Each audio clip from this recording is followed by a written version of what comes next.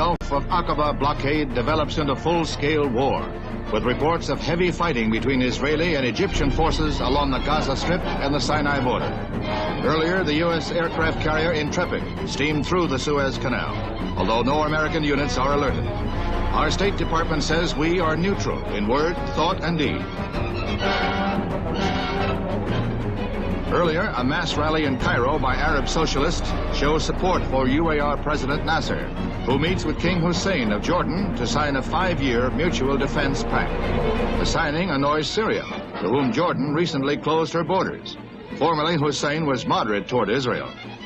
Jordanian trucks and tanks roar through the desert as each side accuses the other of attacking first.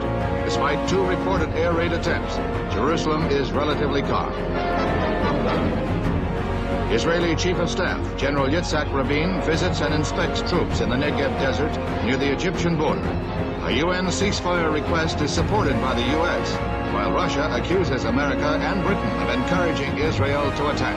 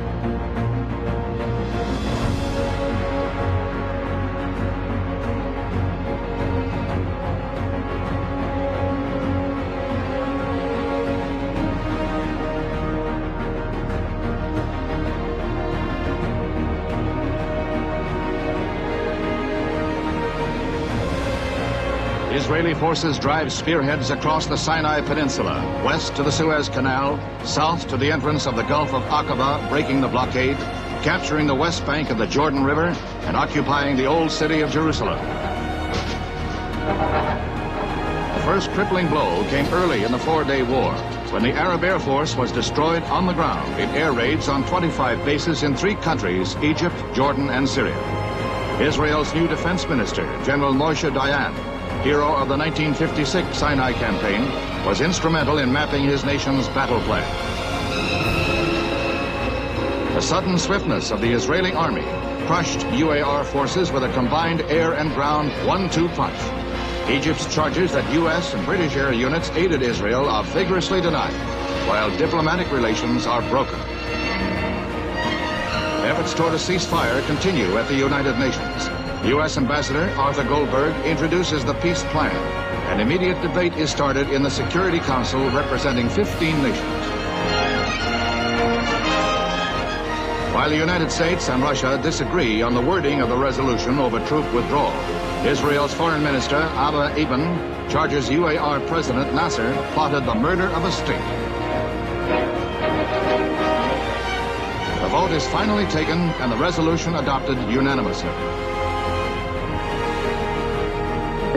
نصل الآن إلى نقطة هامة في هذه المكاشفة لسؤال أنفسنا، أي معنى ذلك أننا لا نتحمل مسؤولية في تبعات هذه النكسة. وأقول لكم بصدق وبرغم أي عوامل قد أكون بنيت عليها موقفي في الأزمة، فإنني على استعداد لتحمل المسؤولية كلها. ولقد اتخذت قرارا أريدكم جميعا أن تساعدوني عليه. لقد قررت أن أتنحى تماما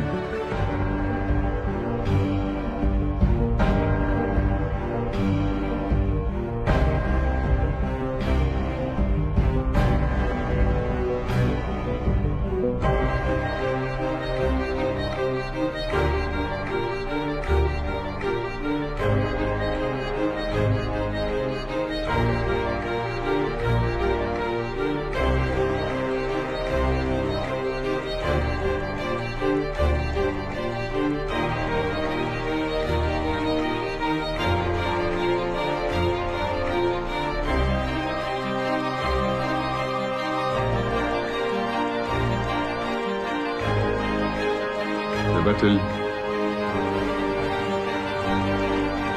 was waged against us mainly from the air, almost exclusively from the air, with such overwhelming strength and continued, sustained air attack on every single unit